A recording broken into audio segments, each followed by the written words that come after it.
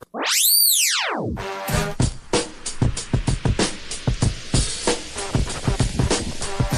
time for the shop report with Barbershop Jay.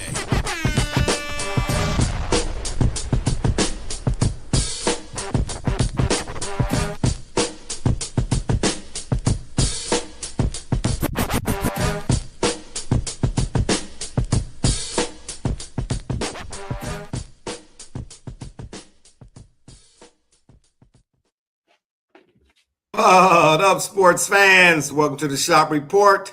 I'm Barbershop Jay. I'll be your host for the day. Here's what's happening. But first, a word from our sponsor. Yeah.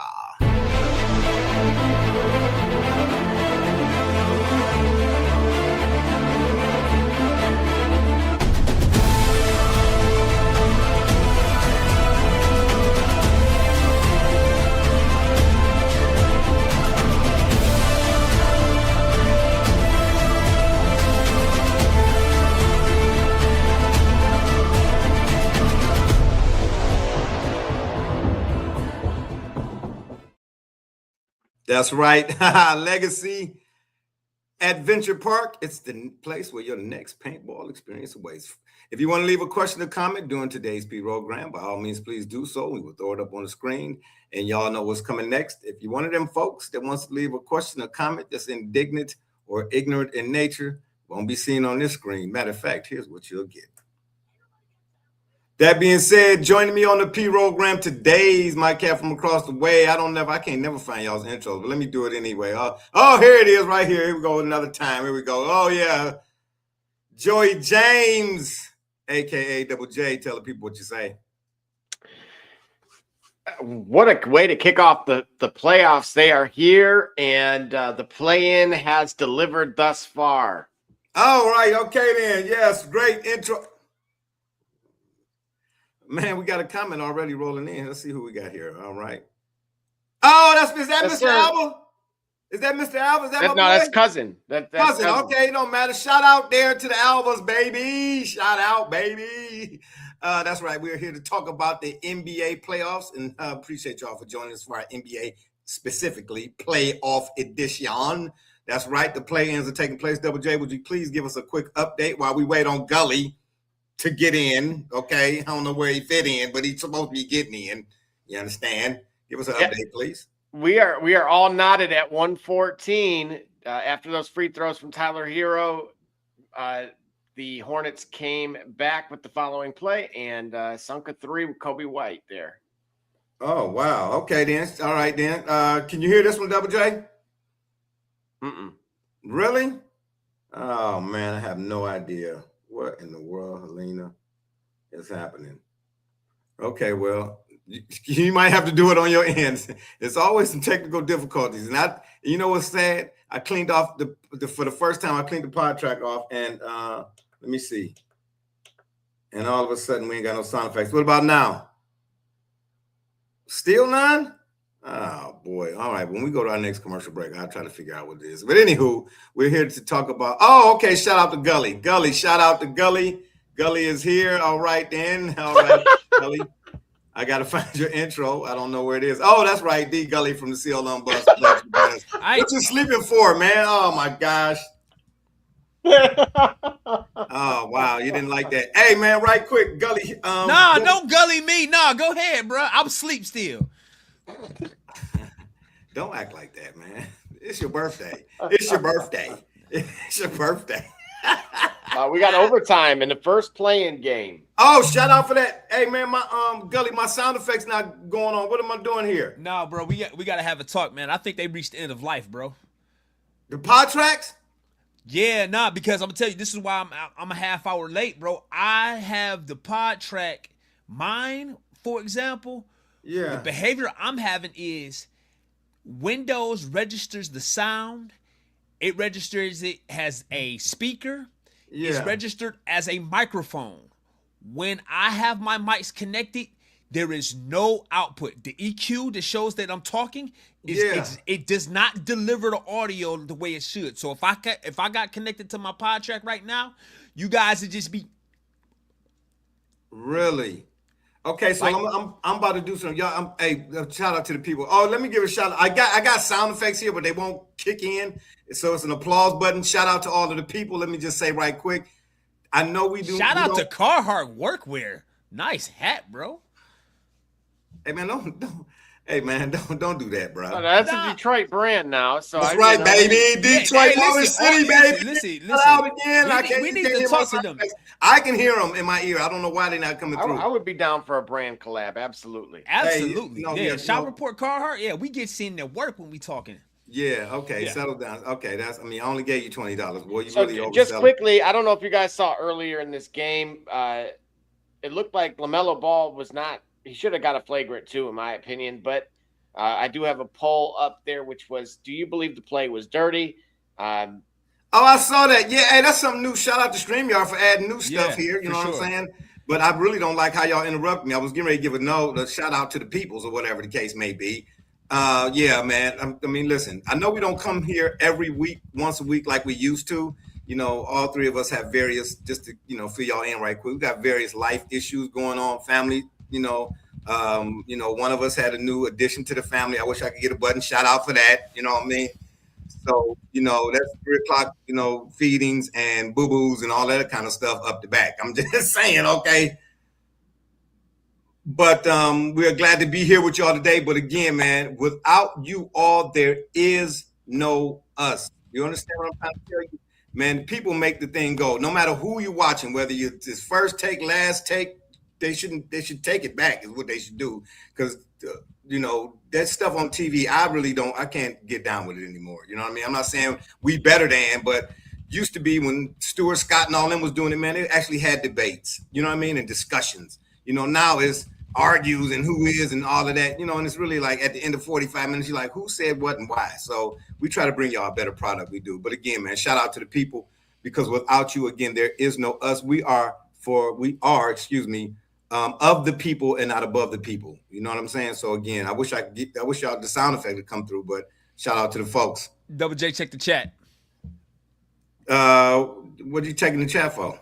I said Double J, check the chat. Jabba who? Jabba J.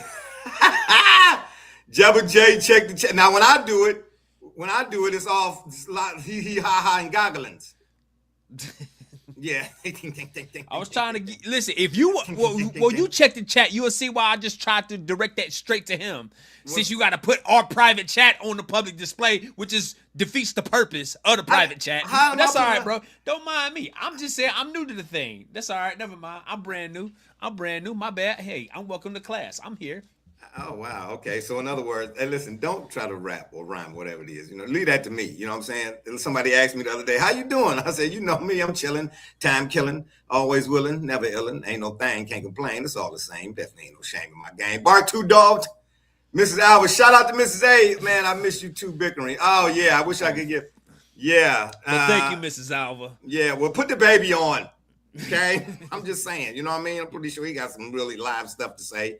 But I don't know why, Gully. Yeah, the sound effects. I sent you the video thing. Did you get that by any chance? When did you send it? I mean, if you check your phone, what you mean? When did I send it? I sent it early enough that you should have got it. Well, if I'm asking when did you send it, that doesn't mean I didn't get it. That means I haven't acknowledged it. Okay, so well then say that. That's really what that is. Just say you didn't acknowledge it. So you. I just did by saying when did you send it? Yeah. So I'm not gonna say you didn't send it because it may have been on my phone, but I don't know when because I haven't checked for it. So I ain't about to say you ain't send it. Why you? Ain't? So no, I was correct. You getting real spicy right now. So much. We ain't talked about sports topic the first since I've been on here, and you gonna blame it on me. Because that ain't what we right. Yeah, right. Exactly. Exactly. Shoot, I don't know what you're talking about. Man, I'm trying to get why won't my sound effects come in, bro? What did I do? Did I disconnect something? Hey, no. Let me ask you a question. If you're looking at it right, first of all. Yeah, hold on. Let me try this. Let me see this. Can you hear me?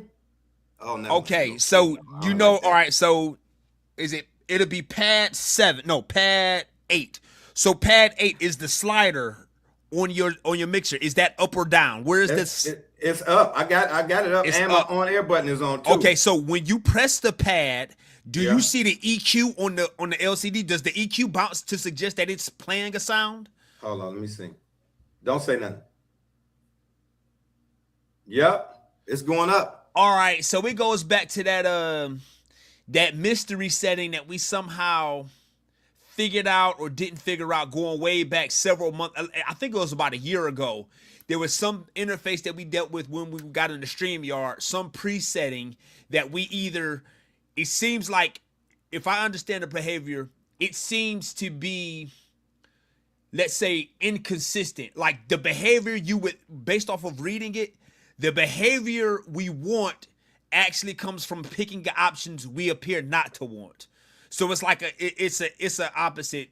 It's more like the opposite effect, if you will. It's something that we'll need to have like a post-show scrum. Yeah, to figure that out. Yeah, that makes absolutely no sense to me. Yeah, like, but you know what I think though? It was, I don't have the plastic covering over mine, and it gets dusty. So I clean mine off today. I put all the sliders down and all of that or whatever it is. And I'm thinking that might have something to do with it. But I'm sitting here looking at it, and it's not complicated. You know what I mean? It ain't but so many switches. It's not complicated. I just can't remember offhand what setting we toggle. It goes back to StreamYard, not necessarily the pod track itself, but it's StreamYard. Oh yeah. That's right. It's StreamYard. That's right. All right. When we go to our break, when we go to our next break or whatever it is, we'll try to figure it out or whatever. Double J, hey, right, I need you to come back right quick. Where does he go? This is what I want to check the private chat. You figure it out. Oh. Hey, well, who are you talking to like that? You better check. I'm talking to you. Check yourself. Carhartt. Check I'm talking to you, Carhartt Workwear. Carhartt anyway. Service Plus. Okay. With the powder blue. All right. Anyway, before we get to this NBA playoff edition, I know y'all sat there like, dang, I'm going to say hurry up and get to it. I just want to ask y'all this question. Are you going to see the Michael Jackson biopic? Man, listen, I got a report the other day. I got one too. I'm glad that his nephew, is his nephew that's playing the role? Then you and I ain't got the same report. Well, I didn't say we did. Check it, boy. I know clearly we didn't. Your reaction and mine, man. You know, you ever have that cousins? Oh man, we don't want to hear the old. I had to walk 8 miles in the snow when I was in 1941. No, I'm just saying, bro. Nobody want to hear that, man. Listen. Oh boy. Okay. Listen. How many times you gonna say listen? I'm gonna go see the movie. I'm gonna go. So you set us up. So you went through all of that to just say you was gonna go see the movie? Yeah, because I'm gonna go lend my support. I hope your mustache fall off. Hey, listen, drop the top on that cap. I know. Listen, I ain't ashamed. Everybody, listen. If I could take these headphones and this hat off quick enough and put it back on, I would, but I can't. So I ain't. But I'm just saying, I ain't ashamed to say I know I got cradle cap and it ain't coming back. But don't get it twisted, y'all. It might be snow on the roof, but it's fire in the furnace. I'm just going, hello, holla. Yeah, holla at your boy. Yeah. So you're going, but his nephew's playing the role, from my understanding. Jafar Jackson, yes. Okay, well, whatever the case, I just know the one Flex Washington did. I don't ever want to see that again. Oh man, it was terrible. Listen, if you want to talk about anybody who have a redemption story in Hollywood, it has to be him, because that right there, it should have ended his career, but he somehow came back from that. I don't know how he ended up getting the role. What is like? I think he spoke on it, and it's worth revisiting it to find out what his mindset was behind taking that role. Well, at the end of the day, he probably saved himself, you know what I mean, with the one-on-one, the TV show, because that was a pretty good TV show. Yeah. You know what I'm saying? He made up for it a little bit, you know what I mean? But don't do no more movies. Double J said he got the Nelly this. What did that mean? A bad. Oh yeah. Oh wow. Was it that bad, Double J? Dang. All right. You watched him for 32 minutes. It took me 12 seconds. I can't see nothing with these glasses on. Clearly, bro. Because 12 seconds into it, I sent them in the private chat, and you've been watching them since 9:30. All right. Well, anyway, we're gonna take another quick break, and we come back. I can't see nothing with these. I don't understand what you're trying to say. You disrespecting your elders today a whole lot now. Okay, don't cross the street. You know what I'm saying? So who crossed the road first, the chicken or the mongoose, baby? You understand me? We're going to take another break. When we come back, then we're going to get into some of this NBA talk. My man Double J is having a MASH unit type issue right now. Oh, my gosh. This is Josh Cribbs, 3-time NFL Pro Bowler, all-decade return specialist. And you're listening to the Shop Report. Cleo Miller, former Cleveland Browns, and you're listening to the Shop Report. Hi, this is Dick Ambrose. You're listening to the Shop Report, and go Brown. Hey, this is the top dog, Hanford Dixon. Listen to the Shop Report. This is Ernest Viner, and you are listening to the Shop Report. Hey everybody, Jimmy Has from Cleveland Browns, and I can tell you my favorite podcast is the Shop Report.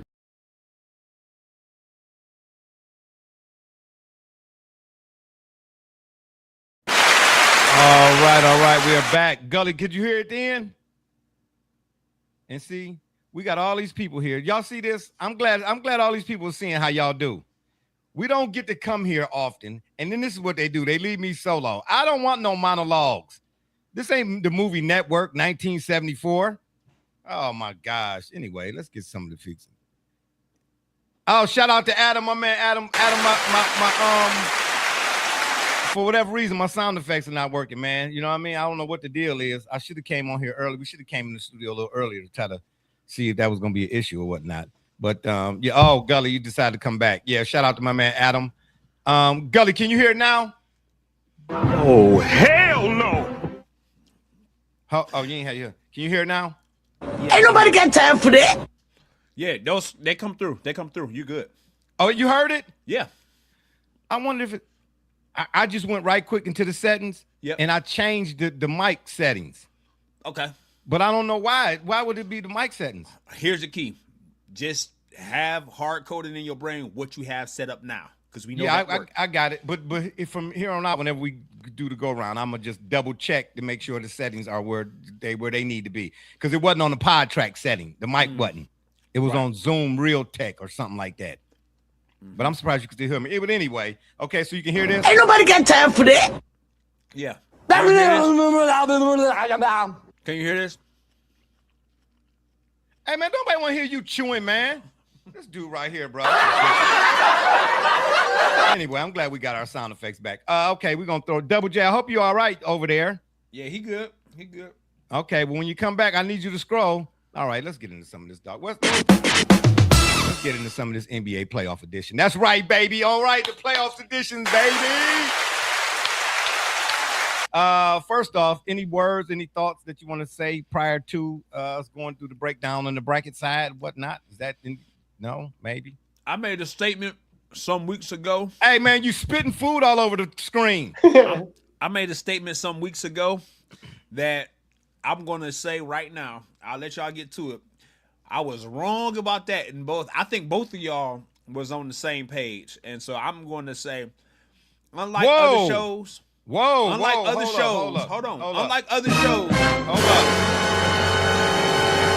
up. This is breaking news. I made a statement. You was wrong about what? We'll get into it, but I made a statement some weeks ago that I don't know why. Like, I can't say I don't know why, but clearly I was wrong. I can, because I don't know why you say stuff you say either, but I don't know why. Because I'm the IT guy. Ain't nobody got time for that. Anyway, Double J, are you back? You bet. Okay, well, we might not have Double J on screen right here. Give us an update that Charlotte Miami play in. Yep, there's 20 seconds and counting, and it is 125-123 in the first overtime. Stolen. Who stole it? Miami did. Tyler Hero heaves.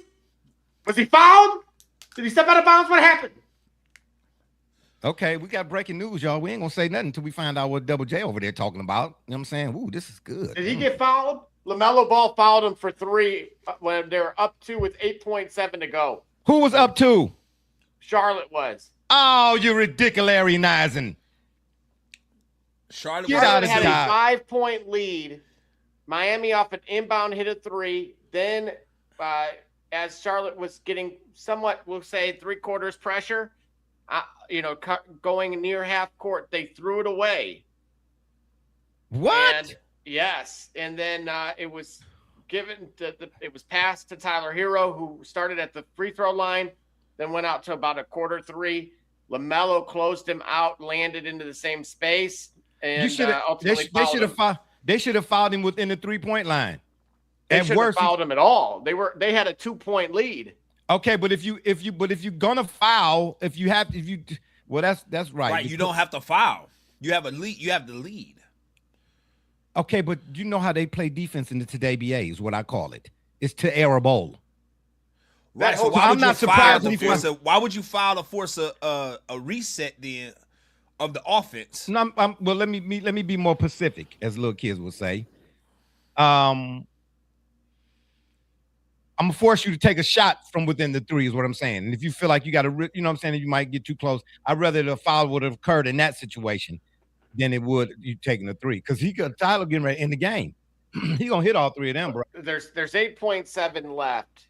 And at the time, I believe that would have been LaMelo's maybe 5th foul. Okay.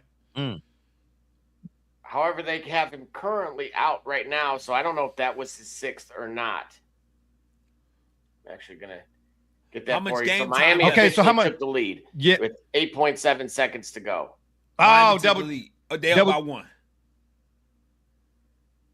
Double J, keep us updated, man. Keep us posted. How many? So first of all, give it to me again. How much time is left? There's 8.7 seconds left. The timeout naturally, so the ball will be inbounded at half court. Of course. And it'll be Charlotte's ball. Is it a timeout?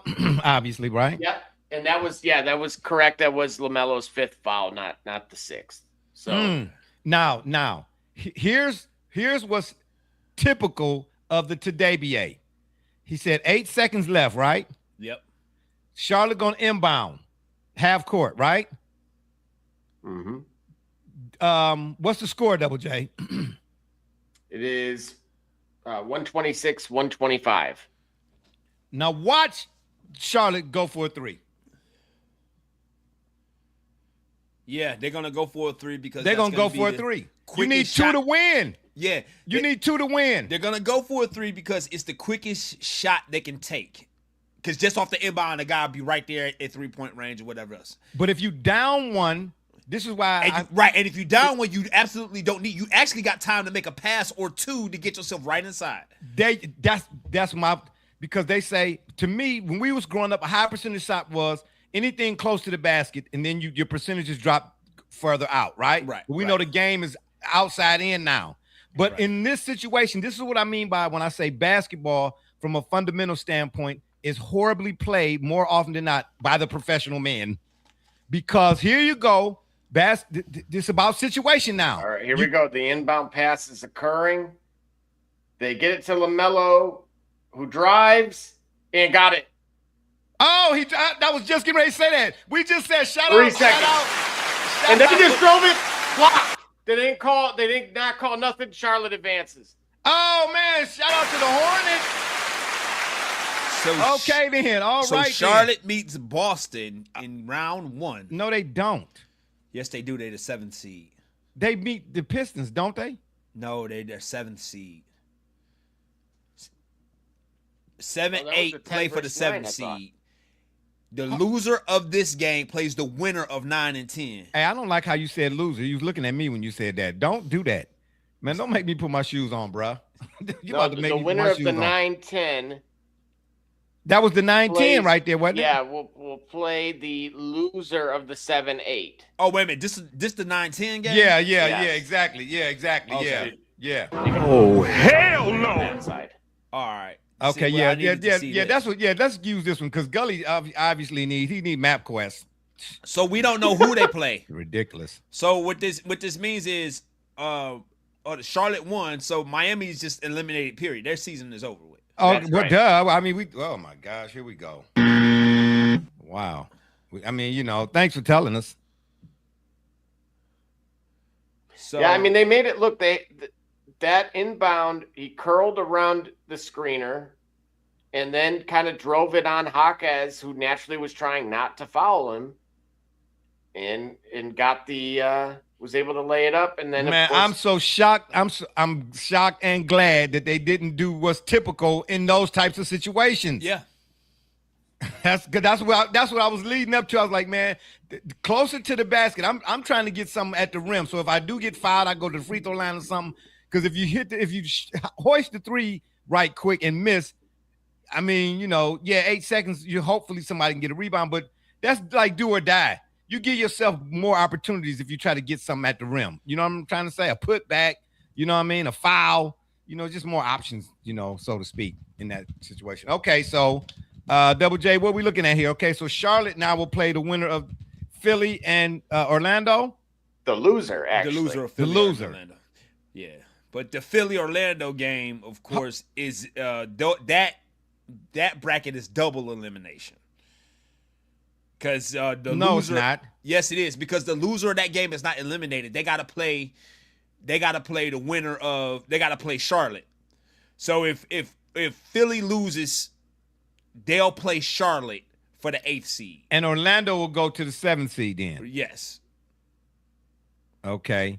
Oh, okay, I got you. So the winner of Philly Orlando is automatically the 7th seed, but the loser of Philly Orlando has to still play for the 8th seed. Yes. Dang, shout out to Barbershop Jay. I'm finally figuring it all out. Imagine that. All righty then. Okay, then. Well, let's go to the brackets that we know are actual rounds that will be played. Hey, man, what's the whole deal of the games being played on Amazon Prime? Who has Amazon Prime? Everybody has Amazon Prime. Well, I don't. Guilty. I don't. So what are you talking about, everybody? Well, a lot of people do have Amazon Prime. Okay, by virtue of them wanting to, get the okay, well, whatever. Don't virtue nothing. This ain't. We're dealing with real life here. Don't virtue nothing. Come on, everybody got it. Just because you got it, you can't speak for everybody. You know what I'm saying? Don't do that. I'll speak for 100 million users of Amazon Prime. Okay, well, it's 101 million users that ain't got it. Little widget. Anyway, let's start on the east side. Cavs and Raptors. Thoughts? The Cavs will win this series. They'll win it in 6. We won't see James Harden. We won't see we won't see what makes us skeptical about James Harden at least in this first round. You haven't been watching the Cavs this season, have you? I said Cavs in 6. We won't see why we're skittish about James Harden in this first round. Oh, okay, got you. All right. Yeah, all right. Okay. All right. Double J. I want to see if Scotty Barnes can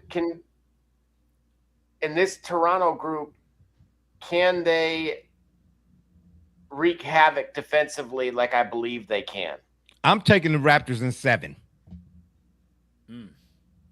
I see two things with the Cavs that I've seen throughout their playoff runs. Everybody wants to use injuries as an excuse. Thank you. That's my word. And I'm not finna do that not this year. I can't right now. We're on TV. They're not tough enough. Jared Allen and Mobley get bullied in and around the basket far too often. Okay? And their defense is atrocitary. Oh, I'm sorry. And here's a bonus. They are suspect when it comes to rebounding, both offensive and defensive. Those are 3 elements in a playoff series that you cannot be subpar in. So why do you think they'll get 3 games out of here? If you say because of the talent. Okay. They do have talent. Do you understand? Yeah. And James Harden been talking about getting off the schneid. People gonna recognize and realize that this okay, but you done had 744 million playoff appearances, bro. Shh, be quiet and just do it. Yeah, there you go. Rub your head. There you go. Yeah, give yourself a headache. Give yourself a headache. But I'm taking the Raptors in 7. Double J, who are you taking in that series? Give me the Cavs I know what you just in 6. Okay, so hold on. Let me write this down. Gully, you say Cavs what? In 6 too? Yep. Okay, Gully. Hold on. Gully. Cavs in 6. In 6. And Double J, you got Cavs in 6 too? Correct. Okay. And I got Raptors in 7. Interesting.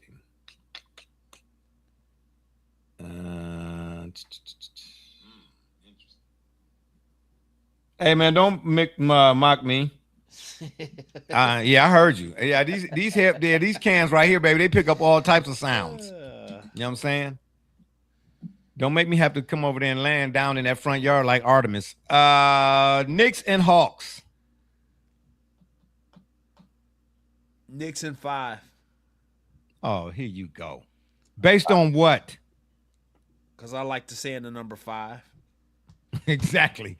See what I'm saying? No, man, you can't. No, man. I mean, wow. Well, you really put a lot of thought into that one. Anyway, Double J, who you got, man? I'm going to go Hawks in 6. Ooh, whoa. That's the upset special. That sounds like the upset special.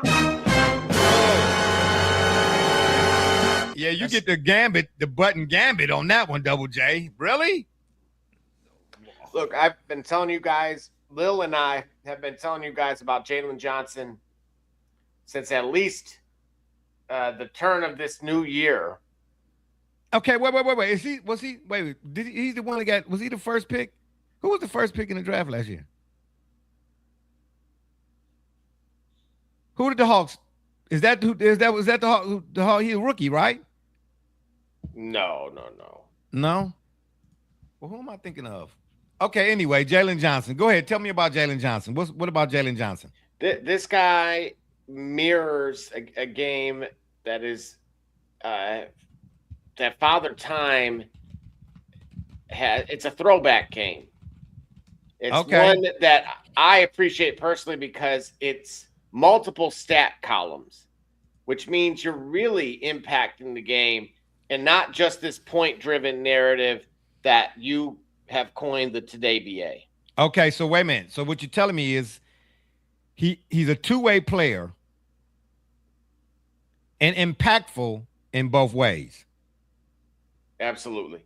Well, and you know what, honestly, he's been in the league for only a handful of years now, right? But I'm going to tell you this, the fact that they moved on from Trae Young so quickly was just re-emphasizing because they saw something in him. Yeah, they saw what I saw. Yeah, Look, right. Dyson Daniels I kept saying Dyson Daniels should have been the defensive player of the year a year ago. And he is now added to his game as well. Alexander Walker was nearly out of the league. He was on, I want to say, obviously he was at Utah. You know, he got moved to Utah, and then of course now he's in Atlanta. And that's what I mean about being able to empower the people around you. And then they add CJ McCollum, who originally a part of that deal with Trae Young was supposed to ultimately get bought out. Right. And instead what occurred is he said, look, guys, I've made a lot of money in my career, and I'm here to empower you guys and do whatever you guys need. He is now in the starting lineup. Okay, but the one thing, I haven't seen a lot of the Hawks this year, but in the few games I've seen, I try to watch get enough of a sample size to say, okay, this is what this will look like when they get to the playoffs. You get what I'm trying to say?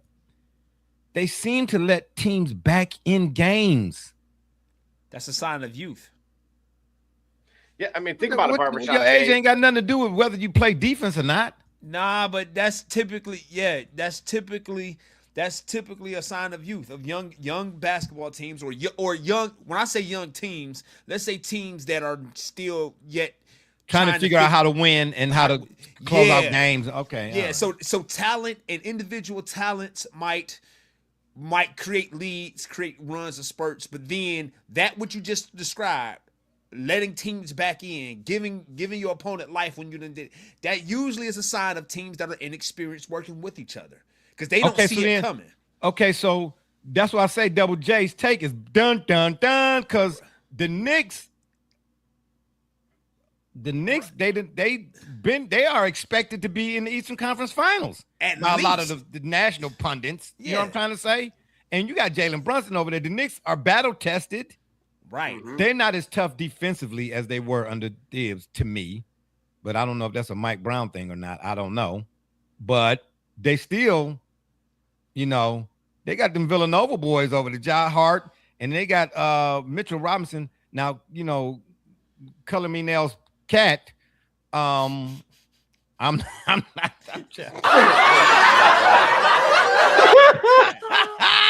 Hey, the action figure gonna come with 2 sets of hands? I have no idea. Well, they ain't gonna be Ip Mans.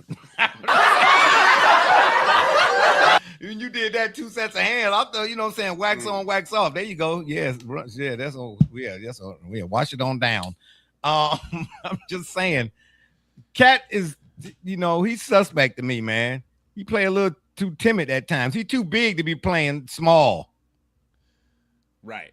And he cried. He asked for a foul on every man. Who was the guy? Matter of fact, it was Josh Hart that was at the free throw line. I was like, man, be quiet. Josh Hart was at the free throw line, and Cat still arguing to holler at the ref like, he ain't foul me. He ain't foul me. You know, yo. I'm like, boy, Matilda was tougher. I'm just saying, man. You know, because at the end of the day, the playoffs is about the NBA playoffs, if nothing else, is about a few things. But one of the things is you got to have a primary guy and you need a secondary guy, right? Right. So, Double J, I'm going to throw this back at you. On the Hawks side, who's the primary guy and who's the secondary guy? Absolutely. And right away, offensively, I'm going to say the primary guy is actually Alexander Walker. The secondary guy is CJ McCollum. And the great part about that is those are all interchangeable with Jalen Johnson.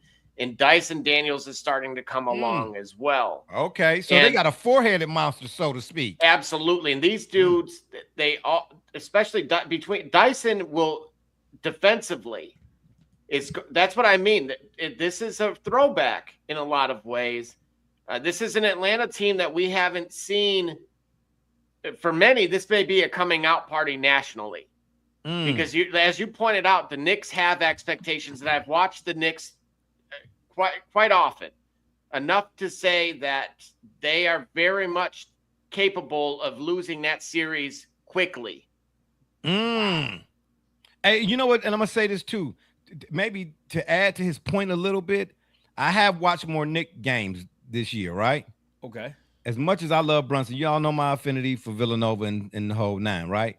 Right. But I noticed he pounds the ball. He don't really get others involved, man, until maybe it's too late in a possession at times, specifically, obviously, in particular, or whatever, in the half-court sets, right? Right.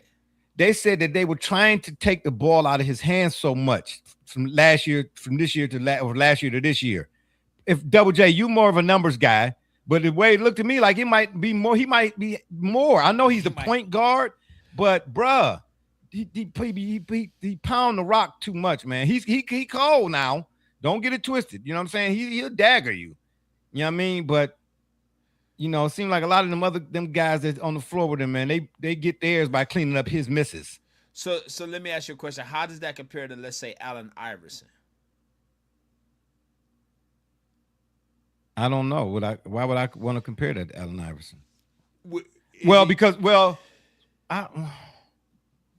You got to give me a little bit more when you say compare to Allen. Because what I'm seeing, okay, so he's a smaller guard, but he's a scorer.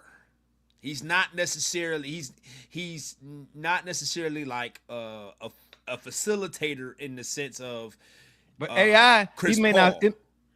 Correct, No. You're pointing out Brunson should be a double machine, and he's not. Believe it or not, he struggles to actually get him. He started coming along kind of late in the season with a handful of double games, maybe in the last week or so. But that's what I mean and on the surface, one would believe that offensively speaking, that the Knicks are actually better when it's, believe it or not, it's actually the Hawks that are. And not only that, the Hawks average more assists, which means they have better ball movement. Right. And even to me, if I'm not mistaken, that year Iverson got Philly to the finals. Yeah. You know, as a unit, I think they were up there in assists. It's just that them guys, you know, offensively, that year in particular, man, it was just amazing what they were able to do, man. Because Tyrone Hill, George Lynch, Dikembe Mutombo, you know, you could hand it to them 15 times and they'd miss 18. You know what I'm trying to say? So you know, everybody want to talk about who led bums. I mean, and I ain't, you know, they defensively, they got all their accolades. You know, Dikembe was defensive player of the year, I believe, that year or something like that. Whatever it is, they were solid defensively. You know, that's why a lot of their games. But then you go back and look at how he even had to get there. You had to go through. See, this might kind of be roundabout answering what you asked, because that's a good question. But the Milwaukee Bucks and the Toronto Raptors that year, even though they both went to Game 7s, look at who he had to go through to get to that finals against Kobe and Shaq. I don't see, even though Double J telling us the Hawks, you know, they got a four-headed monster, so to speak, but who in this era of basketball, or in this playoffs in particular, would you consider to be a Vince Carter or Tracy McGrady or Glenn Robinson? You get what I'm trying to say? Who else? Sam Cassell, even. You know what I mean? Is there anybody that you would say that about right now in this playoffs, or in this matchup in particular on the other side of that? Like, who do the Hawks have that would put you in the mind frame of, like I said, a Vince Carter or a Tracy McGrady? McGrady was on that team, wasn't he, Double J?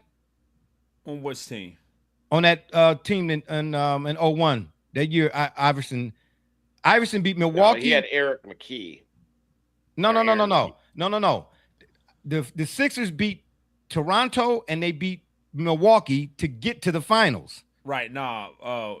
What's the name? I'm saying who were on those Milwaukee and Toronto teams respectively. No, that Raptors team didn't have T-Mac. T-Mac had already went to Did it have Antonio Davis? I forget who was on that. It was Vince Carter. Let's see. I got the roster here. Yeah. It was Muggsy at point. Chris Childs, I think, was the starter. Oh, yep. He was the shooting Vince guard. Carter, Keon Clark, Wardell Curry Sr., Antonio Davis. Oh, dang, they even had Mark Jackson on the depth. Yeah, see, that's Mo Pete. Morris Peterson, Michigan Kevin State. Willis and Charles Oakley were that team. That team, yeah, the team was pretty good. Damn, they had. That's what I'm trying to say, man. You know what I mean? Iverson had a lot more to deal with than does Brunson, I would think. You know what I mean? Because I don't think the Sixers, even then, I don't think the Sixers were expected to win. I'm not sure. I don't know. I don't think so. I don't think the Sixers was a favorite. I don't think so. But either way, to beat that Raptors team? Milwaukee or the Raptors. No, the Raptors. No, the Raptors were. I think it was already upsets. I think. Hold on. Let me look at that playoff series in that season. Let's see. Because Milwaukee beat the Hornets, I want to say in 7 games. Yeah. To even advance. No, Milwaukee. Yeah, and that Milwaukee was beat the Baron Davis, P.J. Brown, David Wesley year. Right. Yeah. Correct. Yeah. And who was on that Milwaukee squad? That's Ray Allen. Was it Ray Allen in GP? Yeah, Sam Cassell, like he was talking about. Yeah, man. Oh no, it wasn't Gary Payton. He wasn't there yet. Yeah. No. Yeah, Ray Allen, Skip Tamalu, Rayford Austin, Jason Caffey. Wow. Yep. Darvin Ham. Yep. Duncan Darvin Ham. Yep. Lindsey Hunter, also at point. Jerome Kersey. He was aging, but Michael Redd, rookie. Yeah, and big dog Glenn Robinson. That's what it was. Yes, sir. You had Glenn Robinson and Tim Thomas, Ray Allen, and Sam Cassell. Yes, that's what I'm trying to say, bro. Iverson had to run. He had to go through the gauntlet. Hey, so let's say the Bucks beat the Sixers. Do the Lakers still railroad those guys? Yeah, because wasn't nobody dealing with Shaq. You got to remember. I mean, you probably do remember. They swept the Spurs that year. Yeah, they did. Yeah, no. I mean, that was Duncan and Robinson, bro. They lost because of David Robinson. His shorts was too tight. cutting off his circulation. Yeah, I'm just saying he was out there, but he wasn't helping. Bro, it wasn't even close. I mean, it wasn't even close. Like the closest they got was game 2, 88-81. Yeah, even though Tim Duncan led all scorers and rebounds. Yeah, no. Shaq was a problem that year. Yeah, 18. Shaq was a problem, and that whole argument about who carried who and all that old crap. I want to hear that because Shaq was in foul trouble in the finals on the bench, and Kobe said, "I got this." You know what I'm trying to say? But anyway, we're gonna take another break. When we come back, we're gonna finish with our NBA playoff edition. You understand me?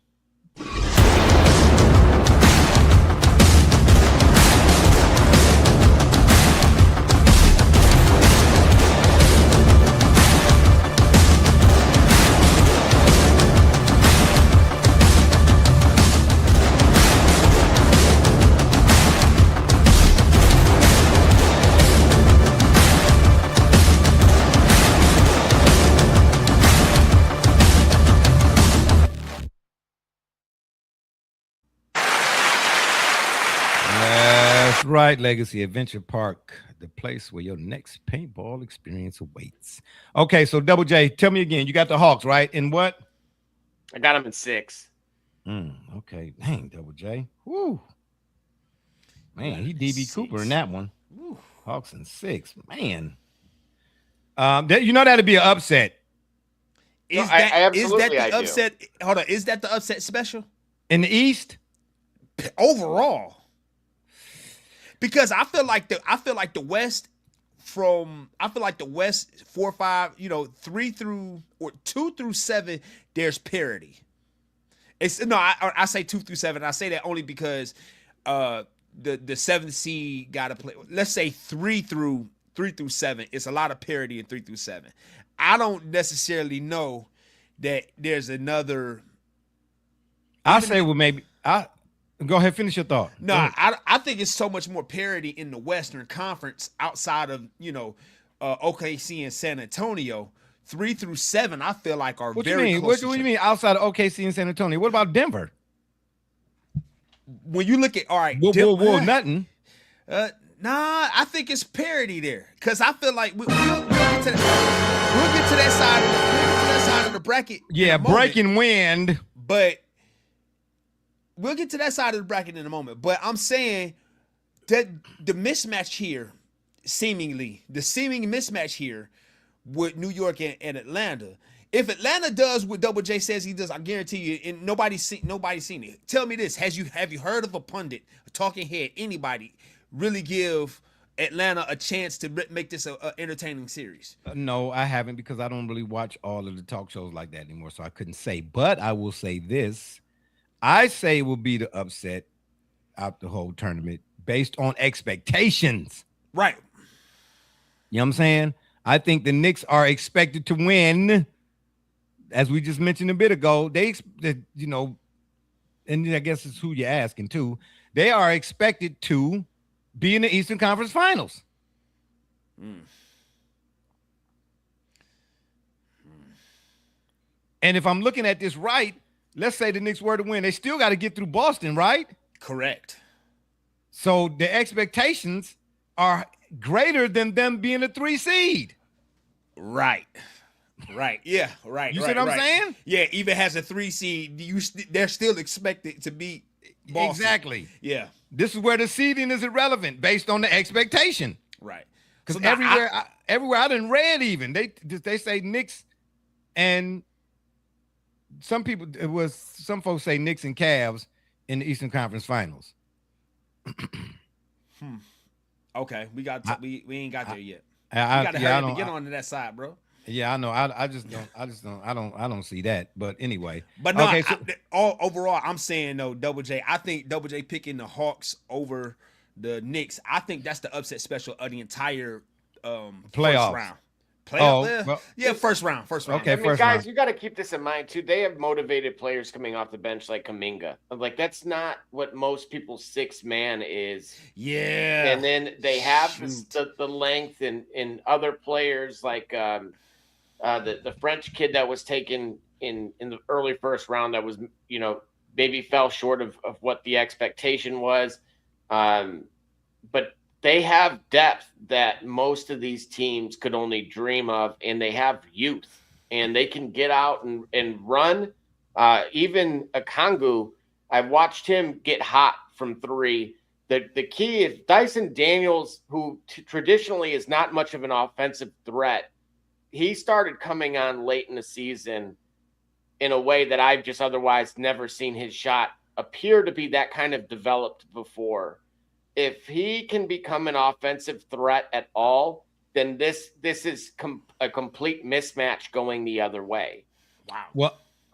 Well, who you got, Gully? So we can get to some of these other ones. I'm picking. I thought I said the Knicks in 5. No, you didn't.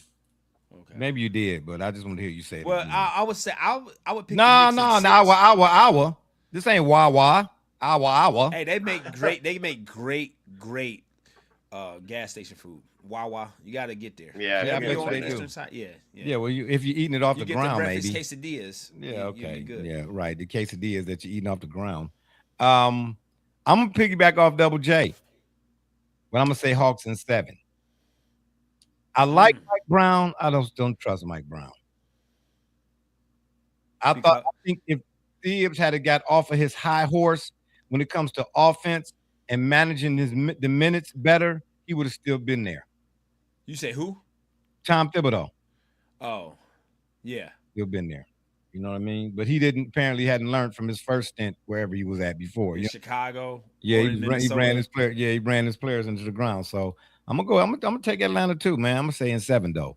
Barbershop, you may have seen Atlanta in the last week or so because they played Cleveland twice. Yeah, I did. Yeah, but towards it, but see, that's really tough to tell because everybody's trying to get the season over with. They're already crying about this 65 game threshold. I want to ask y'all about that too. You know what I mean? But we can get to that in a little bit after we maybe come back from the next break. We touch on it a little bit. Something I want to point out just is Atlanta had the choice going into the final game of the season. If they won, they would have maintained the 5th spot. If they essentially benched everybody against Miami and lost the game. But they didn't do that, though. Dropped. They did. They sat everyone. Oh, did they? Yeah, so which tells me they want the Knicks. They like something about this matchup. Remember the 2011 Memphis Grizzlies that tanked the last week of the season to get to San Antonio, my beloved Spurs? Everybody they seemed like they was primed to make a run, and then for the last week of the season, for whatever reason, they just fell off a cliff. Lionel Hollins and those guys, they fell off a cliff, and they somehow made it to the 8th seed and proceeded to knock off the Spurs in like 5 or 6, almost intentionally because they like their matchup, they like their odds. Ooh. Man. Ooh. So I gotta stay with my Knicks in 6. Not my Knicks. I gotta stay with the Knicks in 6, but I see what y'all saying. I wouldn't be surprised. Yeah, all right. Well, that's the series to watch then. Yeah. On the East side right now. You know what I mean? Yeah, because of its expectations. That's the series to watch. Yeah, no question. Do you even want to talk about the Pistons and the Celtics right now until we know who they playing? Yes. Well, does it matter I will say this. If they play Charlotte, it's going to be a war. Who? If the Pistons play Charlotte, because of obviously, going back to the quote unquote brawl. And here's the thing: the Pistons could have chose earlier, just about a week ago now, to sit all of their starters against Charlotte. But that's Detroit, man. Detroit. They Detroit chose not do that. To. Yeah, Detroit. They don't buy into that tanking and all of that type of stuff. If I'm gonna play, I got. Let me shout out Detroit, man. It's a reason why they call it the Motor City. Once they put it in gear, they gone. And I ain't talking about for the basketball. I'm talking about the city itself, bro. I done been to Detroit too many times, bro. There's something in the water. All the way back to the bad boy Pistons. Detroit just do it different. Yeah, how about that T-shirt that the OKC Thunder? I got a problem that T-shirt with they're marketing. What's that? Don't say Magic City Night. That's garbage. No, that Bad Boys T-shirt that the Thunder. Oh, I didn't see that. Oh, that's disrespect. They wrong for that. Yeah, they go. Oh no. Now Isaiah got all this stuff to still say. No, bro. How can they do that? That's infringement, ain't it? No, it's not infringement because it was a nickname. It's nothing French. It's nothing trademarked. Get out of here. Yeah, so us referring I thought to I thought that was a Detroit thing. I mean, we associated it with it, but we never, not in the 80s, nobody ever thought to. I don't think many people thought to. Well, apparently franchise not, a slogan yeah. Yeah, apparently. Oh, that's just. Oh, I know. See what I'm saying? Keep poking the Pistons. So that's maybe that's kind of trying to goad us into a finals matchup, a Pistons Thunder matchup. Ooh, Double J, you can't see that. We got to get that far. We got to still. I don't. The road is not as easy. It's not easy at all. Right. Well, no, it's not easy. If they said follow the yellow brick road, right, and they didn't say nothing about no flying monkeys up there and none of that to Dorothy and those in her game. Yeah. Oh, Double J. I think that's disrespectful though, bro. But I think that's what man. Listen, if you think that's genius marketing? If you want to get into the conspiracy of it all, I won't even say it's a conspiracy. I would say it is a conspiracy. Would you? Because here's the deal. We about to go through the rest of our playoff matchups. I don't think any of us have a Thunder Pistons finals. No. That's what I'm saying. We might have, one or two of us might have the Pistons in the finals, but they ain't meeting the Thunder. Well, I would have been. We might have the Thunder in the finals, but they ain't meeting the Pistons. So for that to kind of get out there before the playoff starts, and if you want to follow the money, okay, you might be on to something though, there, Garnell Gully. Well, I was strong on the Pistons up until Cade had the collapsed lung thing. I'm glad to see he's back, but I got my fingers crossed with that, man. Because that's not in the same ballpark. But when who was it? When Chris Bosh had them blood clots and all that type of them type of injuries, them type of stuff's in careers. Yeah, I thought it was. I was like, oh, he done, man. His career ain't even got started yet. He got done, bro. I mean, because let's be honest, you blow it, rupture a tendon, you can repair that, right? Yeah. Break a wrist, finger, you can. But a collapsed lung, like, what do you do for that? Right. For real, bruh. I mean, man. Okay, then. I mean,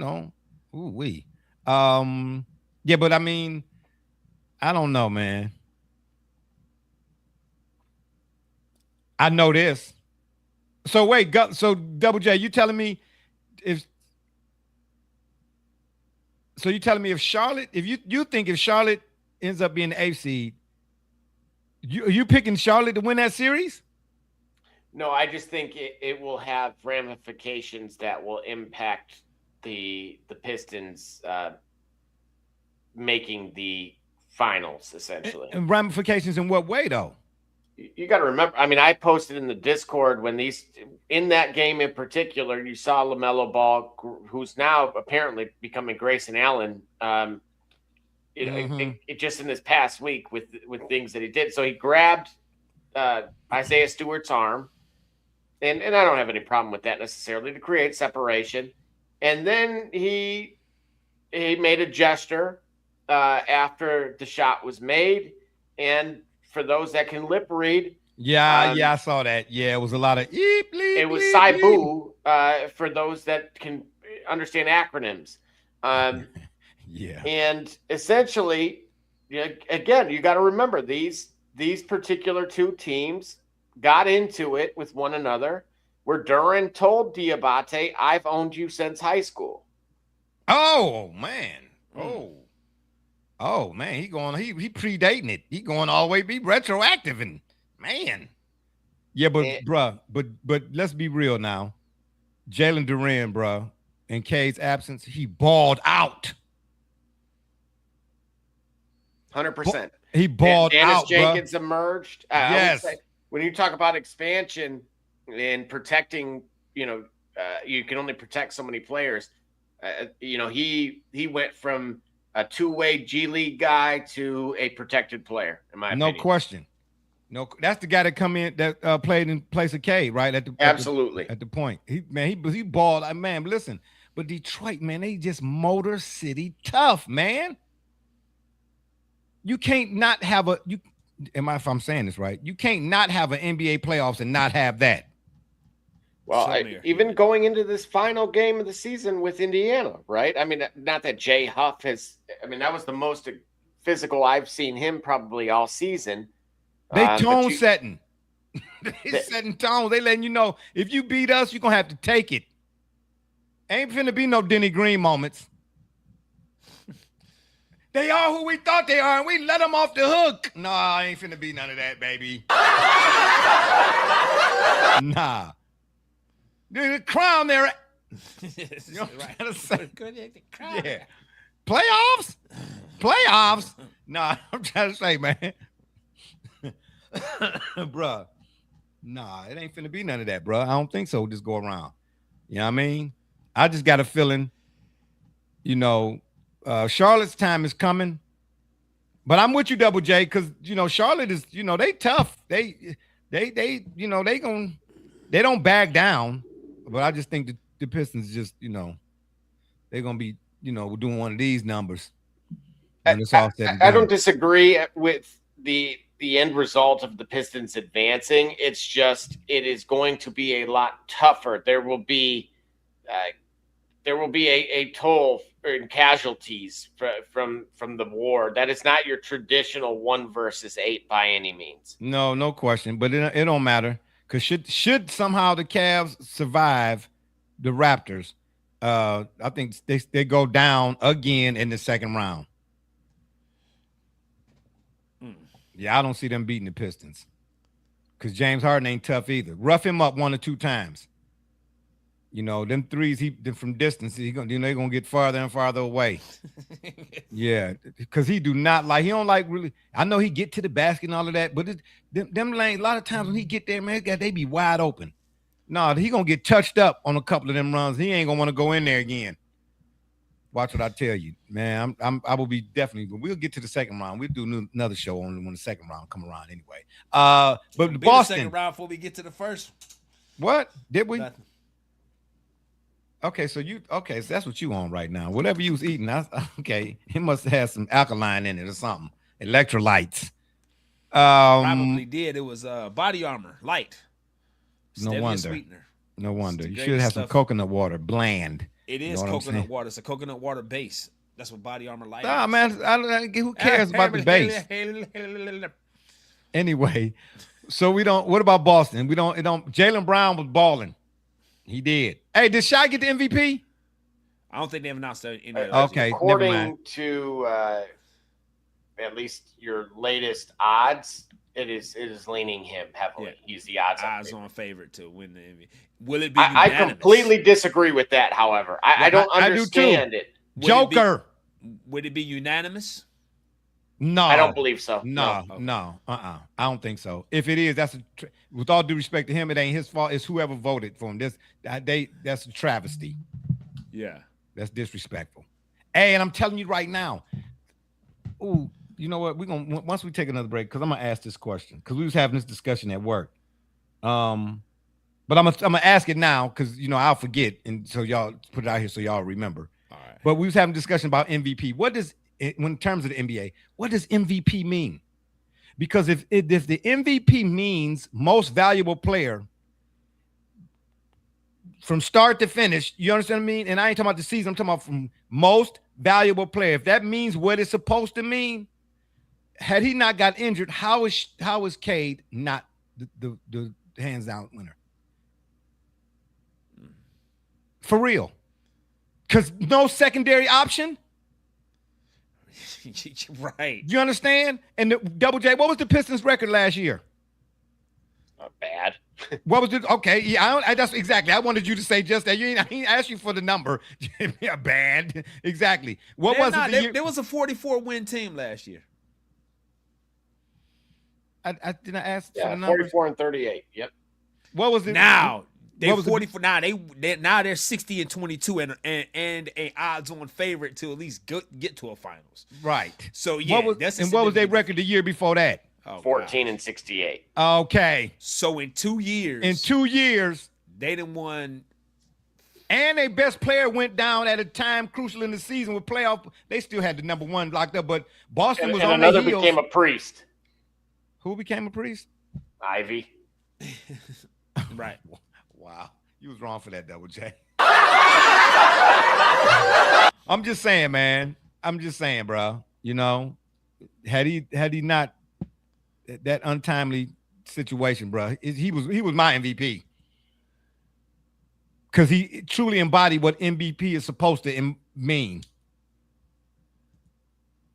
Disagree? No. Okay. I'm just saying. Well, the 65 game rule.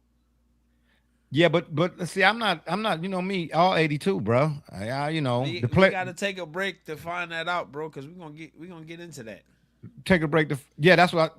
Did I say that already? Yeah. Let's go take a break. I said after. No, because if we don't get to this break now, you're gonna be wanting to take a break when we trying to get back to our work, and then you're gonna see Sleepy G. He gonna show up. Well, hold on. But sometimes folks like myself got to take a break because I take Metamucil. You know what I'm trying to say? The pipes don't work like they used to, bro. I'm 60. Okay, I'm just saying. But we can only take one in a minute. Settle down there, Kimosabi. All right. Oh, you want to take one? Okay, we'll take one now. When we take a break, we come back. This dude right here. You act like you got IBS. Ain't that nothing? Who? Yeah. Him. That guy over there. Yeah. Him. How about ISYS? Hey, man, don't be cussing. I didn't. It's Kerry Cunningham. And you watching the Shop Report. Hey, I'm Billy Butler, and thank you for watching the Shop Report. Hey guys, I'm Les Norman, former Kansas City Royal, and you're watching the Shop Report. Barbershop J, Quentin Hines, Super Bowl champion. I'm ready. Let's do it. I'm on. Hey, C.O. Moore, tune in live to the Shop Report, man. Checking in with the Chicago Bears. You heard it here first.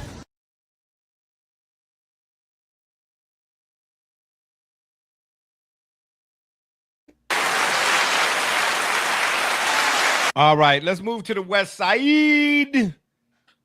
Lakers and Rockets. Are we even interested? It appears Luka there's no update on him, so this thing may be done quicker than bruh. I'm telling you right now. I'm telling you right now. If he come back and play, every NBA player that got a hamstring injury should go overseas to wherever he went to. What was it, a 2 grade or something like that? Yeah. And all of a sudden, man, stop, man. They killed me with the, man.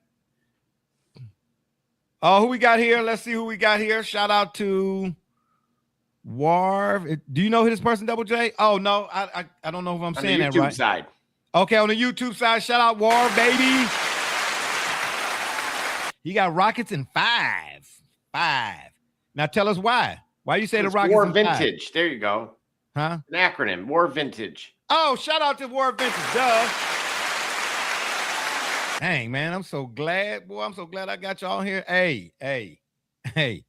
Your boy Jay slipping in 5, baby. You know what I mean? I can't really disagree with him, though. Like I was saying, I mean, even if Luka does come back, I don't think he's going to be anything near 100%, as you kind of highlighted. And otherwise, yeah, we all should be booking flights for the Fountain of Youth, apparently.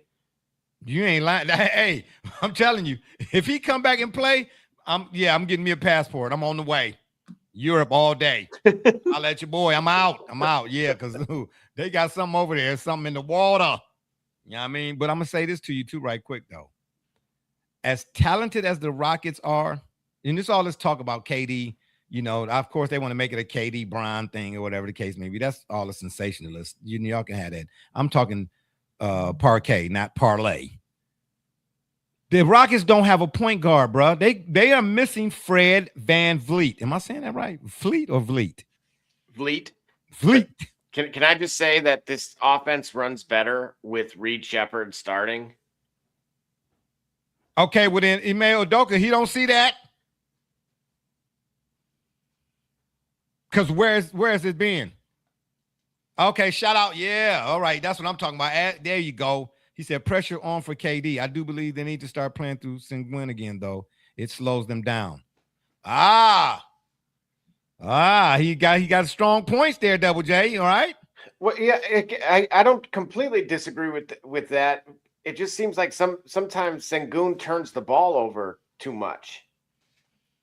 When again, he'll get assists and he'll rebound and then he'll outlet and they'll score, within 10 seconds occasionally. Got you. Okay, so 30 to 40% of the time you like to see the ball in his hands, maybe not 50%. Correct. And that's why I'm saying having somebody like Reed Shepherd, who may appear to be, undersized, generally speaking, but it seems to free them up in a way that, Thompson isn't quite able to do. And when the same way when they were playing with Eason in the starting lineup as well. So move Tari Eason out, kind of slide everybody else down one. And they've done that occasionally in the last maybe 3 weeks of the season.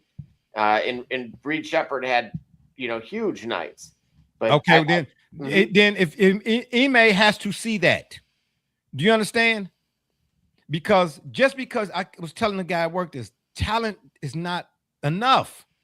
It's necessary, but it's not enough. Okay? We'll get to your comment here in a second. It's how you play it out. You have to have somebody who is adept at facilitating. They don't have to average 10, 15 assists like Halliburton and Cade, that type of deal. You know what I'm trying to say?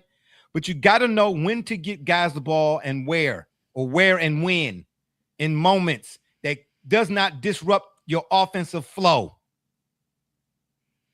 If Reed Shepherd balances them out offensively and allows KD and Thompson to play free, then Rockets in 3. You understand me? But without Fred, it was a stretch of games this season. They looked disheveled. Like how they were losing games that were hair scratchers. Because they didn't have a chef. Let's get to some of these comments right quick. In my opinion. My bad. He says, I agree with Joey. What's the tag? Say the tag again, Double J. War Vintage. War Vintage. My bad. I won't make that mistake again. I won't do that. Shout out to my man War Vintage. He said, I agree with Joey, though. Reed needs to be out there for shooting. This series, I wouldn't be worried about his defense either since Luka AR are out. And then he says, yeah, Van Fleet definitely screwed up this team's full potential. Well, did he get, well, he didn't get hurt on purpose, did he? When he got hurt, didn't he mess his meniscus or something like that? I'm not sure what it was. But I just think Fred balances them out, man. You need a driver, bruh. That's gonna always be my go-to. When you talking about, is it coaching or is it the system or is it the system or is it the players? I use the race car analogy. Did you ever see, and to be more specific, Kevin Durant needs a point guard to play with.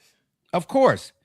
Don't interrupt me. Don't interrupt me next time. Okay, I wasn't done. Don't you're disrespectful to the elders. Yeah, I know. Yeah, let me finish. That's what you do. You understand me? Ain't nobody got time for that. Did you ever see the movie Ford versus Ferrari? No. Oh, well then what I'm talking to you for? Anyway, Double J, did you ever see the movie Ford versus Ferrari? Absolutely. Okay, well, at least somebody here on the P-Program can help me out to understand this analogizing right now. You need a driver, right? Anyway, yeah. You can't just have any driver. You need to have a specific type of driver with a specific type of motivation. One that actually helps to speak to the agenda. No. That's what you need. You need a driver, right? You need a driver. Not just any driver, not just anybody who say they good. You need a specific type of driver. Right, got you. Because Kevin Durant played with Russell Westbrook. Okay, that was a phenomenal driver, but that wasn't the type of driver. It was not. No, he was not. But anyway, that's another story for another day. Okay. No, I'm but saying then when he played with Kyrie, if Kyrie hadn't been injured or circumstances. Right. Yeah, the Nets were rolling. Okay, but that's not what I was talking about. All right, then when he played with Steph Curry. That's not what I'm talking about either. That's another and he story had for a another driver. day. I'm saying no, because the way you just interrupted me, like, yeah, you need a driver. Like, yeah, we heard this before. You know what I'm trying to say? You're so disrespectful. You're so disrespectful. I know what you finna say, and we don't need to say it again. That's what I was saying no to. But anyway, yeah, you get the idea, but I'm gonna say it anyway. You understand me? The movie Ford versus Ferrari, that was the whole point of it. Shelby built a car that can compete in the Le Mans, which the first American, and I think to this day, the only American car manufacturer to ever win a Le Mans. Okay. Because at one point it was Ferrari and all of them, Lamborghini and all of them, you know what I'm saying? They was holding it down. But when they had the one guy, I can't think his name, driving it. No, my man Shelby said, no, I need that guy. You understand? Not everybody can drive the Porsche 959. That's all I'm trying to say, bro. Shout out to Barbershop Jay for putting it down that way.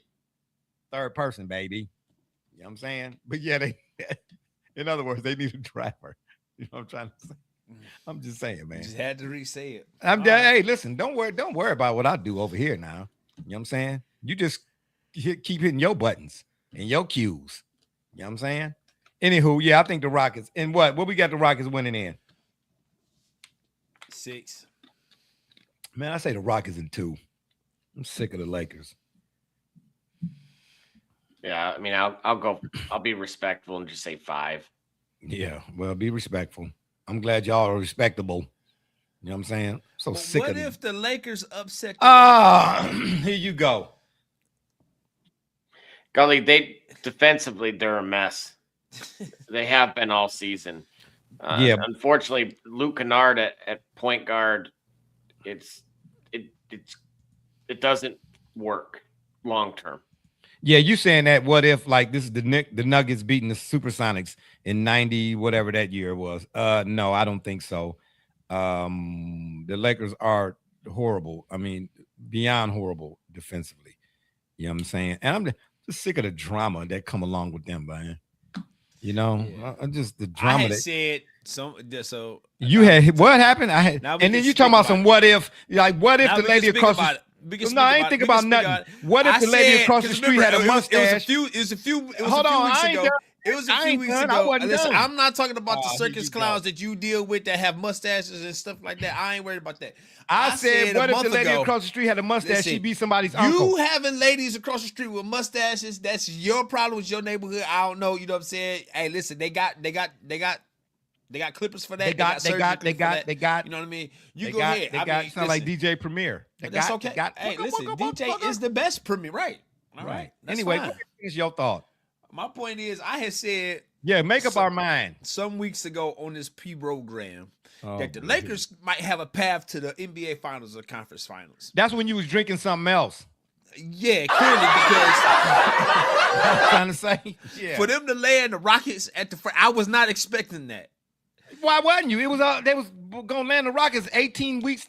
I didn't have that. I massive oversight. Right. Okay, Shaggy.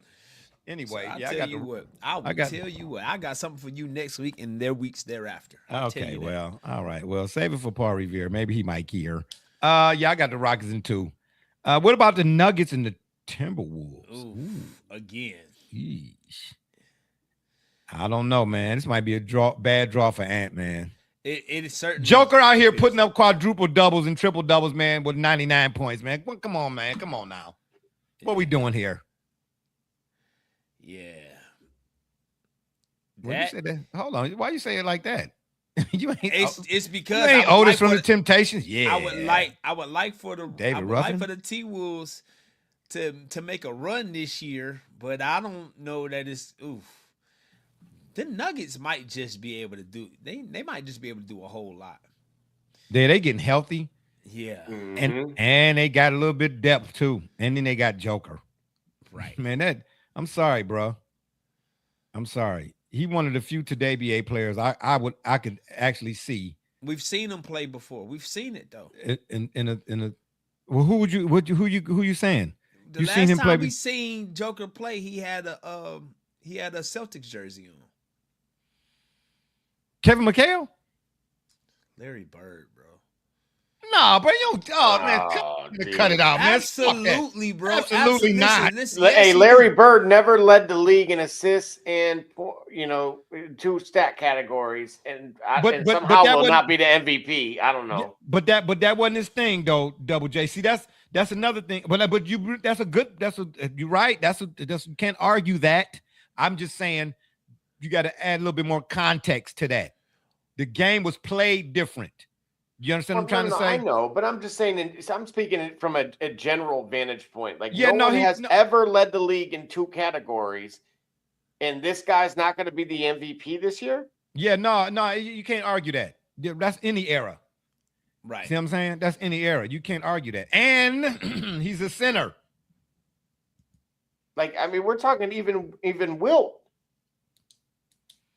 Yeah, and Wilt was 7'12". Just saying. Right, yeah. Any era, no one's ever done this, and that's not good enough for MVP. What did the other not guy even do? Hakeem. Yeah. And Joker's the only person to put up the stat line that Hakeem once did. Right. I'm at a loss, guys. I don't get it. That to me, that's criminal to me. Because I have not defended him in any way in the past, like maybe the way that Barbershop Jay has, and I have to. That's right. I feel like we're losing something from the purity to get. I've talked about multiple stat columns for far too long, and it's not just from a parlay or a book vantage point. It's literally watching these guys have the choice between the assist or the 3-point shot, and they're choosing to they'd rather put up 50 than a triple-double. And that to me is criminal. I can't get behind that. You sound like Barbershop Double J over there. I'm just saying. I should have said you sound like Barbershop J Double J. What happened? Man. Oh, no. Yeah, exactly. That's what I say. You don't want to start. You don't want to start doing that now. You know what I mean? But that's a Gully. Can you argue what he just said? I can't. No, there's no argument to be made. There's no argument for that, bro. There's no argument for that, bro. This dude averaged a triple-double for the season. But here's the killer part, though. No disrespect to Russ. Excuse me. I love Russ as a player. Because one thing about Russ that you can say that you can't say for some of the games today BA stars, more, or should I say the today BA's more heralded players, he gonna show up every night. If you buy a ticket to see Russ or the team Russ playing on, you're gonna see him. Right. Yeah, he ain't low managing. But Joker's triple doubles have more of an impact on the outcomes than did Russ's, in my opinion. Okay. And the outcome, not only that, in the manner in which he gets them, it's uncanny. He's had them in the first half. Yeah, that's crazy. I've never witnessed a player effortlessly get that, right? And I love watching players, Gully, go and attack to grab the rebound. Right. I mean, this thing, it's like he himself has a magnet. So why I said he's Larry Bird is because everything about what Larry Bird did, because he wasn't athletic, which Joker has a tradition, the way he plays the center position. So it wasn't a position thing. It was just how he goes about doing how he what approaches the game, right? Okay, it's infinitely cerebral. And again, what he does, like to your point, Barbershop, what he does, he makes these significant contributions to the game almost effortlessly. You know what I'm saying? Within the flow of the game. That's why I say it's almost effortlessly. It's because it's within the flow of the game. He's not doing extra to go to get these rebounds out of place. You know what I'm saying? He's not going after stretching out after. No, he knows how the game is played. He sees the flow of it, and he's getting it all within the flow of the game. That's why I think it's almost taken for granted. That's why Shay's gonna get this MVP. Because we've seen Joker do this too many times. We got used to it. So would you say then, when it comes to guys like Joker and Bird, and I don't even think now that I really can name too many players that do this. You all might be better at it than I am, but basketball and the way that those two guys do it, they have a good grasp of the basketball of concepts and instincts intertwined. Yes, absolutely. Can we name 10 other players who those which, if you want to call them attributes, are synonymous or are in sync? You know what? Or simultaneous? most when of the we guys see them on screen. it would be I would say Akeem. I think a lot of them are bigs. I don't know if any. I'm talking about in today's game. In today's game, you said 10. It's tough to find 10. What are we trying to? I'm saying they have he's mentioned Joker and Bird, right? Mm-hmm.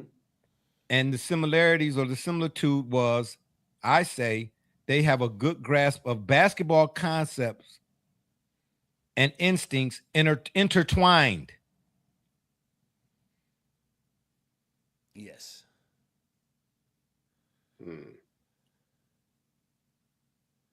Like when you watch them, you see both of those things in motion. You know what I'm saying? Both of those things are like right. They intercede at the same time. At the same time. Throughout a contest. Right. Can you name 10 other players that you could actually say that about? No. I don't think you can name 10 players. Can you even say that about Shy? Can you say that about Ant? Can you say it about Cade? Can you say about Jaylen Brown? Or better yet, let me narrow it down. Can you say that about the other prospective MVP candidates this year? That's the key. Yeah, just make it simple. No. Now, here's the deal. Those guys have the ability, perhaps they have an ability they're more apt to, if their team needs you to play a certain way, they're more apt to do that. So they're more apt to go, all right, man, let me go ahead. Let me get on these boards. Let me go and switch up. Whereas Joker's game is always going to be well-rounded. He's not going to, you know what I'm saying? He's going to rarely have a stat line where I didn't pull my weight here, so let me pull here. It'll always be a triangle. Points, rebounds, assists. You're going to see him making a significant presence night in and night out in those three in equal measure, right? Okay. You might not see that with other guys because they first of all, they probably due to them being more athletically gifted. So if they need to go and stretch the floor, make some things happen, rebound wise, they can do that. But so wait a minute, Double J, that's you saying Jalen Johnson would fit that mode? Yes. Okay. Because I haven't seen enough of him, so I can't say. But I've seen enough of Joker, and I saw enough of Bird. Right. And when I say the reason why it made me think that even the instinct part, man, I watched Bird play a game in a live game, not the playoff game, but in a live game against the Hawks. But he all left hand. He said, "I'm saving my right hand." He said, "I'm saving my right hand for the Lakers." Bruh. Everything left and hand. then whenever they show those NBA promo shots, like before a game, whatever, and they show some of the old school clips or whatever it is, he get a rebound and put it back up with his left hand, a layup. Right. He meant it. Yeah. Just to kind of like baby Joker him really quickly. 22, 10, and 8 this year and 1 steal. Jalen Johnson? Those are his averages, yes, for the year. Dang. Wow. So it is. Okay. He's criminally underrated right now. That's what I mean. Like that, the world will know him if he shows up the way that I'm expecting him to in the world's most famous arena. Okay, so then why did they have trouble, the Hawks? I mean, in a few games this season with the Cavs. Matchups make everything. First, matchups make fights. Yeah, styles make fights, right? Styles make fights. Yes. Well, that's a playoff. That's what we should have did. Like, what are the playoff attributes, not of the players, but the playoffs themselves that you must have, that a team must have in order to give themselves the best chance of being successful. We had already said it before. Rebound, you got to be rebounds, got to be tough. You cannot waste offensive possessions. What else would you throw in there? How many of these teams have composure when 8 seconds left? Well, I was about to say about the runs. How many teams? Which of these teams can maintain their composure when their opponent's on the run? You know what I'm saying? Sometimes 3 or 4 possessions may go by, you miss a basket, and then you like the T-Wolves, for example, they subject, at least especially in this series versus the Nuggets, they subject to get out on a run. They can go on a 12-10-0, 12-0 scoring drought. But you never really worry about if the Nuggets are going to be able to sustain that and get themselves back in order. If that happens, You let's said the say, Nuggets, or you mean the Timberwolves? the Nuggets. You're not going to worry about the Nuggets being on a 12, on a 12-0 run, like the Timberwolves being on a 12-0 run, and the Nuggets not being able to come back from Respond. That, Right. Got you. Right. If that happens, let's say to the Cavs, we don't know how they might respond to that. Hey, and I'm gonna tell you what, I did hear Brian Windhorst. He's the go-to end-all be-all for all of this talk. I did hear him say, "Don't beware." He sounded 850 KNR. All right. He said, "No. What was I saw? Somebody sent me a clip. That's what it was." All right. Go ahead. He said, "Bruh," he said, "Don't." He said, "Let the Cavs be down 15 or something close with these Raptors or whatever." He said, "The Raptors run, bruh. They Raptors for real. They run." He said, if the Cavs, he said, don't be surprised if they up big, don't be surprised if they take game one. We're gonna take another break. When we come back, we're gonna finish up some of our NBA playoff edition talk. Then we're gonna ask about the 65 game rule. Then we're gonna get out of here and let y'all go to bed, man. You know what I'm trying to say? Holla at your boy.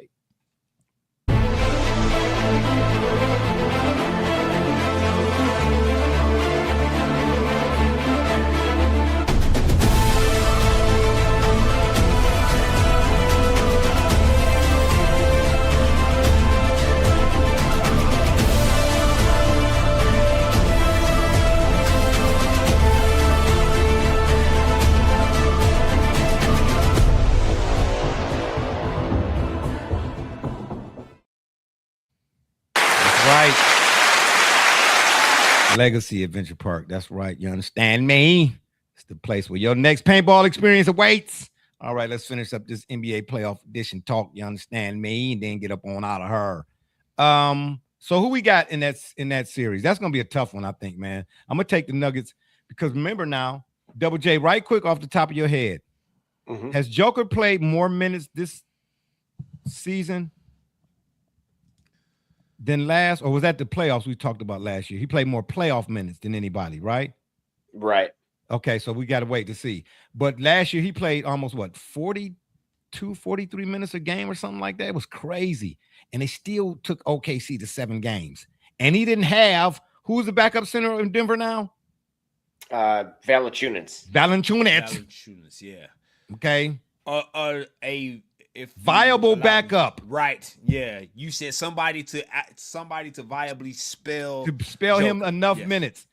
Yep. That's without a viable backup, and they went and got Brown and a few other guys back, type of deal. So you know what I mean. So imagine now, and this ain't no what if. I believe if the squad the Nuggets got right now, had they and Joker had rest, he was able to rest. Some, when he was able to get his rest. In the playoffs, Shy and them don't win last year, bro. Yeah. Put my stamp on it. That's what I say. But anywho, I'm gonna take the Nuggets in 7 because I think But the problem with the Timberwolves in this particular series, I know Ant is the focal point, and he gonna get all the blame and all that type of stuff should they lose because anything can happen. Let's put that out there in any of these any of these playoffs, right? Matchups or whatever. But Rudy Gobert is an offensive liability. He gets a whole bunch of credit, obviously, for being a defensive player of the year and bleeding in blocks and all that old kind of stuff. But if I cannot, I don't know. I got a problem with dudes who play the center position, even though it's supposed to be an era of positionless basketball. They're still centers. Dudes who play that position, and you cannot drop the ball into them for at least a play or 2 or 3, and they go get a basket. Right. If I got to always lob it to you, or you got to, you know what I'm saying, and you get off my misses or whatever, I just, I can't count on it. I need to be able to count on you. Give me a drop step in the post. You know what I'm saying? A lot of dudes, even still on offense, and I know I meant to say this earlier, watch out for point guards in these playoffs who have trouble with post entry passes. Just put them. Yeah, I'm serious. You're a professional. You can't do a post entry pass. But anyway, that's another story for another day. Give me the Nuggets in 7. Do we even need to question OKC at this point for really? No, because they got home court throughout. Right. Yeah. The depth is ridiculous. Yeah. I know. The Oklahoma City Thunder, man, they got 5 NBA franchises. 3 right now and 2 in the future. You guys, I mean, honestly, I brought up, the Pistons kind of using a protected player on Dennis Jenkins with expansion talks, obviously, but OKC actually would run out of space. That actually to me is one of the reasons, in my opinion, why SGA shouldn't be the MVP, that they were okay without him. And it's not anything disrespectful towards how good of a player he is. It was more so how good that team is. I mean, they had multiple people go down. H.A. Mitchell went down, and it didn't matter. Then they had they loaded. Step up. Like they loaded. Case and Wallace was getting legit, run and looked fantastic. Isaiah Joe coming off the bench would start for most teams. It's ridiculous. The other Jalen Williams. Well, I know we didn't mention the Clippers and the Warriors or the Suns and the Blazers. I don't really think there is any need to. Steph and all of them, they watching their minutes over there. Steph and them's run is done. The Clippers, Garland came over there a little too late. Yeah, the and Blazers they lost Niederhauser, and that was why they moved on from Zubats. Yeah. The Blazers are young. So keep an eye on them, maybe 2 years away from probably making any real noise. And Devin Booker will be out of Phoenix. Check your watch, maybe in the next 15 minutes. So where will he go? They're losing right now, early in the third. I'm not surprised. Where will he go? Would he team up with Giannis somewhere? Hey, let me tell you something right now. I didn't know. Giannis only wanted to play in New York, meaning nowhere else was an option. Oh, I didn't even know that. So that sounds more like it could happen then. Yeah. Well, it was going to, and then something along the lines with one of the picks that New York agreed, and then they kind of were like, then they backed off. And then after that, it's when many thought like, okay, well, he's just going to go somewhere else. It was like, no, he's not going anywhere, because the only spot he agreed to go to was New York. Hey, I don't know how this will work out. You all are better at trade scenarios and 2-3 team deals and all that type of stuff, and money, how the money would move and all of that. But I'm just throwing it out here. I could see Brunson, Hart still there. Mitchell Robinson still there. But Anunoby, Bridges, and Cat gone, and adding Giannis and Booker. If I'm obviously they're moving on from Doc, that is Milwaukee. I personally would have moved on from Giannis too. If you look at the rest of that team with Porter and Rollins and the guy that I'm very high on, I call him the Osman. His name is Osman Dieng. Came from OKC. Again, reiterating how much depth was really there. Right. Yeah. That the disposable piece is fantastic.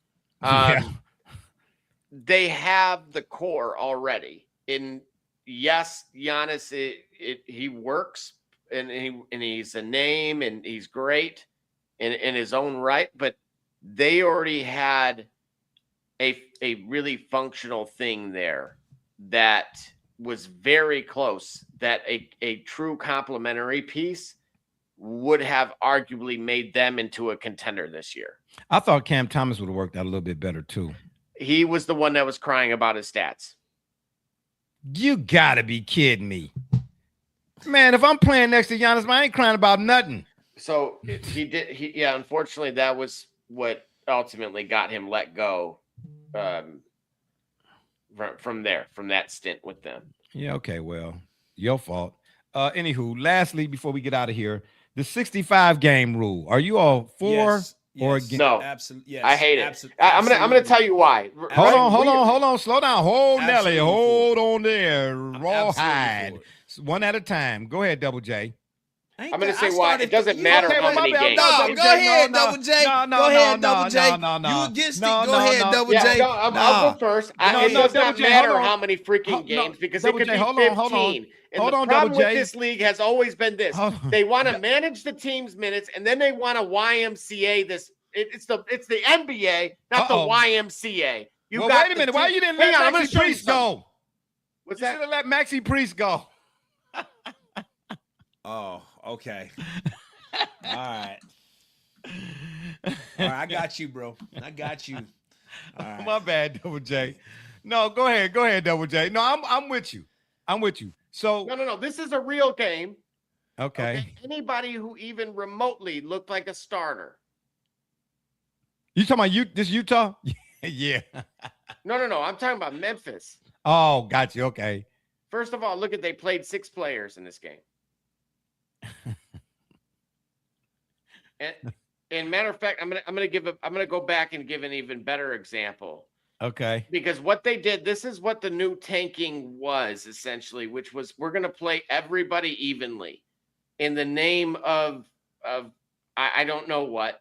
And then to ensure we lose the game, we're going to bench the players that actually can positively impact the game for us. Well, Utah was really egregious at that. Right. Beyond egregious. What is the league that exists? Is it a minor?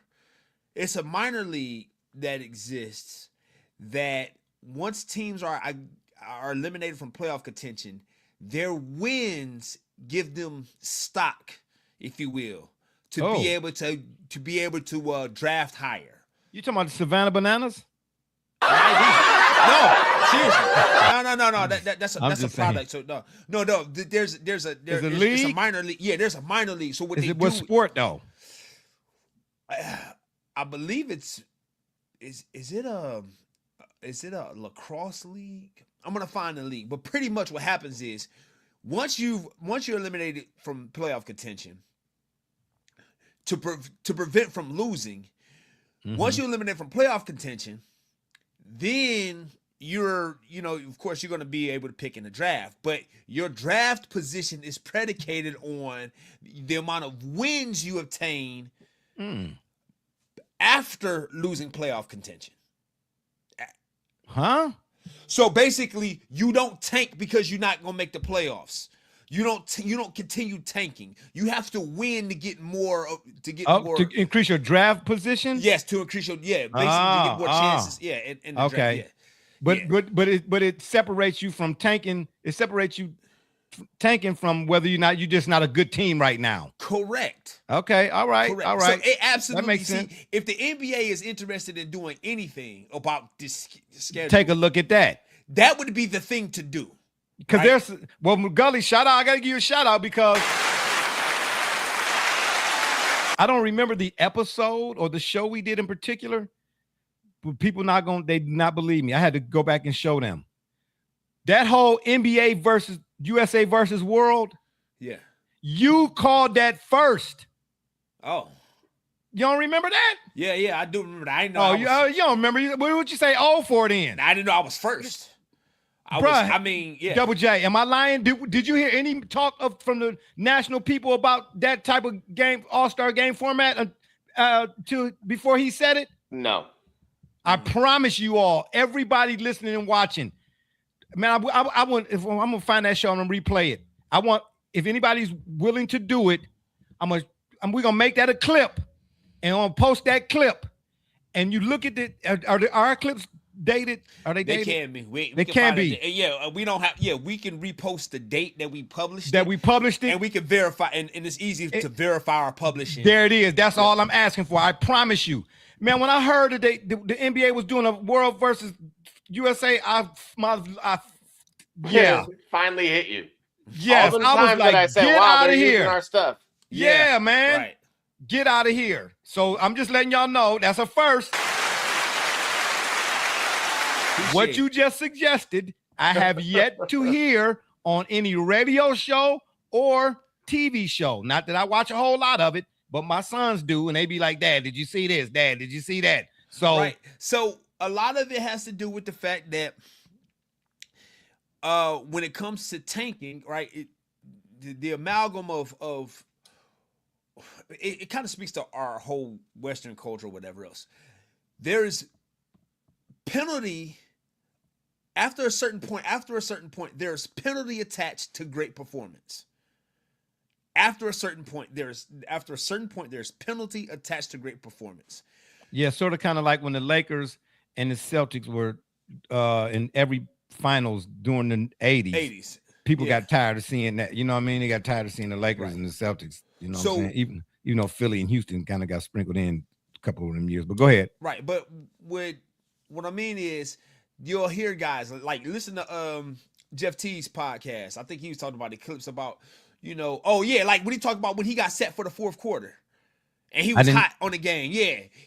I forgot what game it was. When he was with Atlanta, he was hot for a game, and he was going. He was rolling through 3 quarters, and then they set him for the whole fourth.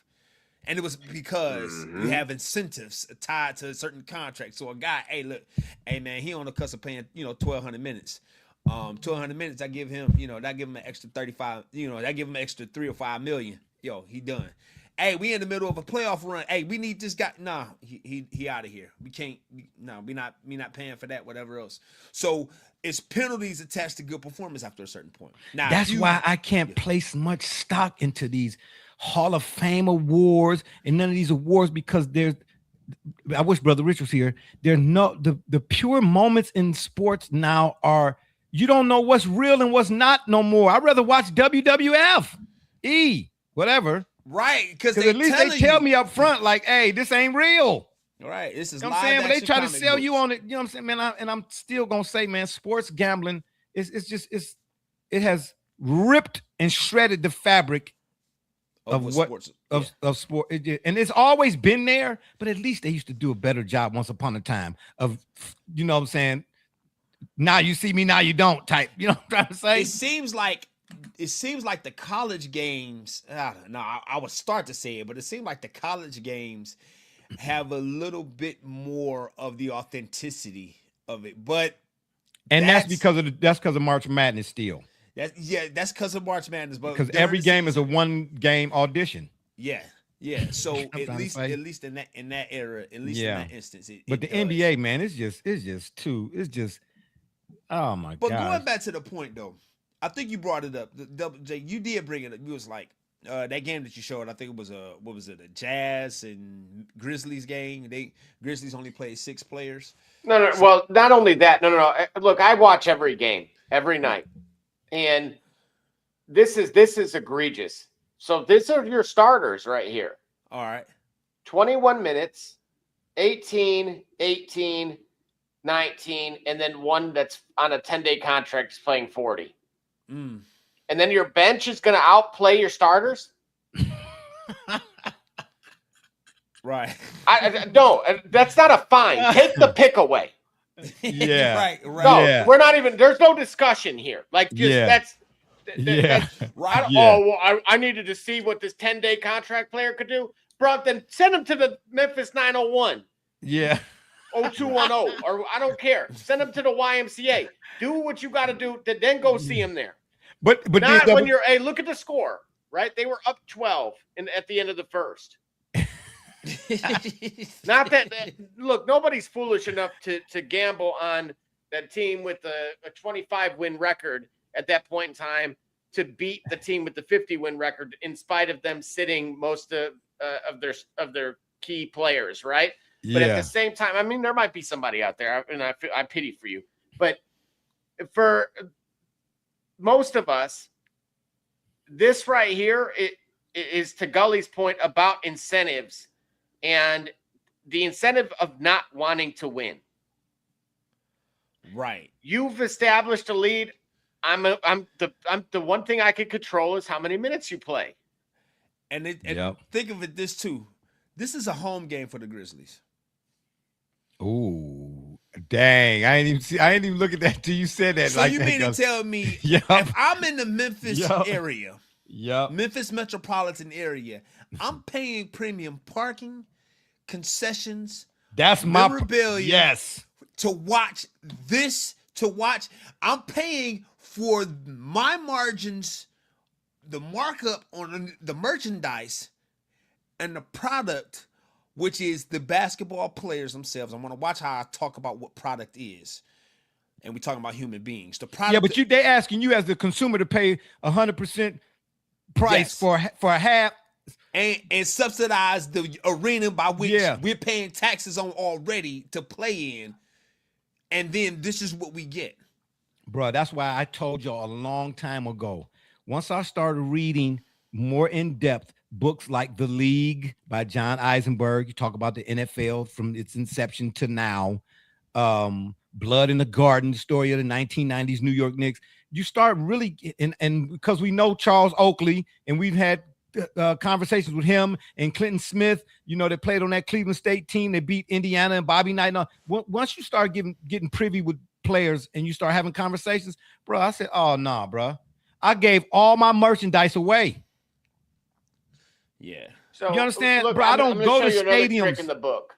Okay, so as you see, Phoenix is losing, right? It was a close game, and then kind of whatever they established about a 7-10 point lead. Take a look at the fouls: 4 on Booker, 3 on Brooks. Who else on this team is actually a difference maker? Yeah.